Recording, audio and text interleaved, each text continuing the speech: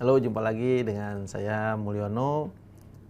Nah, kita akan membahas mengenai mata kuliah Business Economics dengan topik stimulasi dan prediksi permintaan.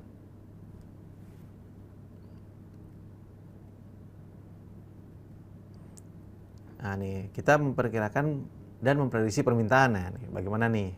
Nah, kita bisa mulai dengan metode pengumpulan data. Bagaimana kita melakukan pengamatan pasar, melihat bagaimana permintaan telah berubah dari waktu ke waktu, lalu kemudian melihat bagaimana kemungkinan faktor yang mempengaruhi permintaan yang telah berubah dari waktu ke waktu. Juga menggunakan informasi untuk memperkirakan faktor yang mempengaruhi permintaan. Jadi metode pengumpulan datanya tadi ya, misalnya dengan survei ke pasar, ke market ya, kita survei kepada pembeli ya, atau kepada pelanggan. Bisa juga kita melakukan survei secara acak. Lalu juga melakukan eksperimen pasar.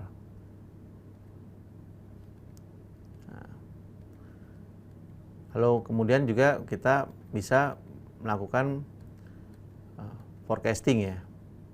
Forecasting, jadi melakukan memprediksi ya dari permintaan menggunakan data time series, data yang runut waktu. Jadi misalnya berapa bulan ke belakang atau berapa tahun yang lalu kita gunakan data yang berurutan.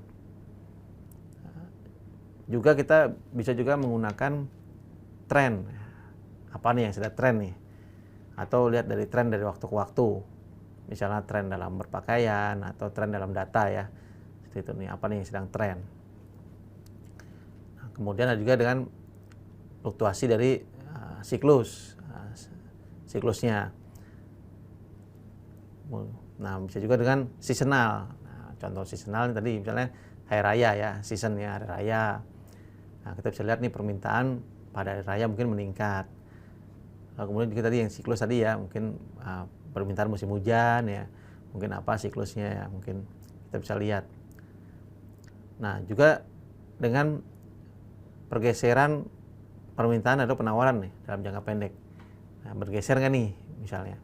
Contohnya pada saat Piala Dunia bola, tentunya ada pergeseran nih ya, permintaan akan bola mungkin meningkat.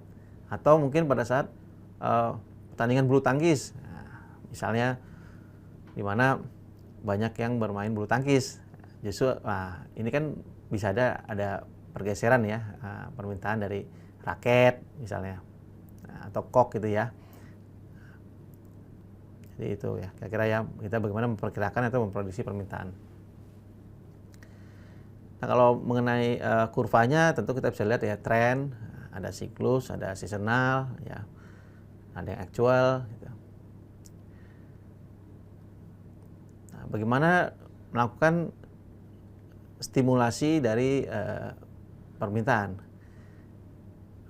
Perusahaan bisa membuat produk differentiation. Nah, itu di mana satu perusahaan ya dalam beberapa hal berbeda dari produk persaingnya. Nah, jadi dalam konteks strategi pertumbuhan, nah, disinilah bisnis meningkatkan produk atau layanan yang ada sehingga membuatnya berbeda dari perusahaan saingan. Nah, misalnya apa nih yang berbeda dari produk kita terhadap produk para pesaing?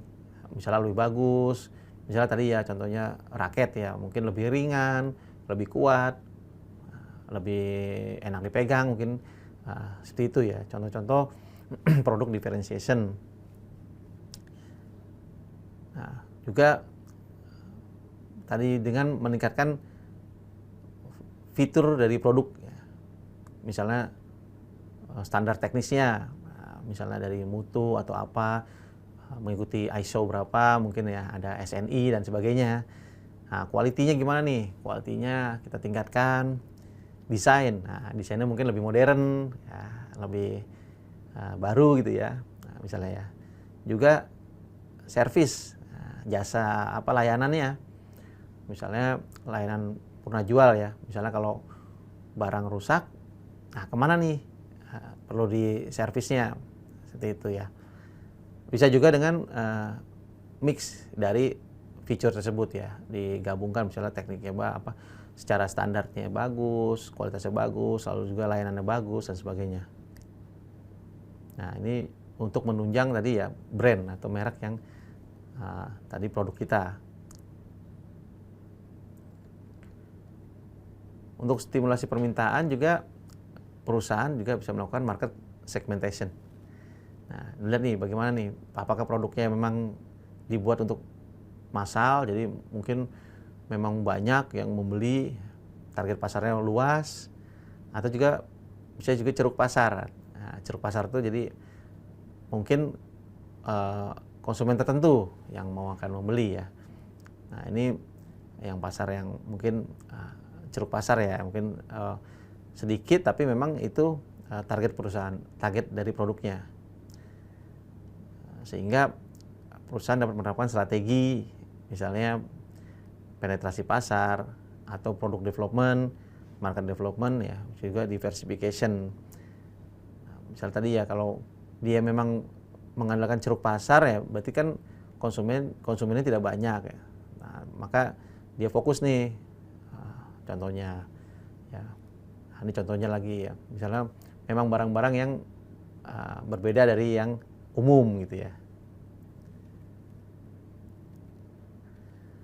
Bisa juga perusahaan dalam menstimulasi permintaan ini melakukan iklan ya, advertising ya, iklan di TV atau mungkin sekarang di sosial media ya, misalnya ya TikTok misalnya, atau di YouTube dan sebagainya, sosial media, sehingga efek iklannya ini terasa nih untuk produknya nih. Jadi juga dalam hal membantu meluncurkan produk baru, bisa juga mendorong penjualan atau memberikan informasi kepada konsumen tentang produk-produk yang memang kita produksi. Gitu. Demikian pembahasan pada topik kali ini. Terima kasih.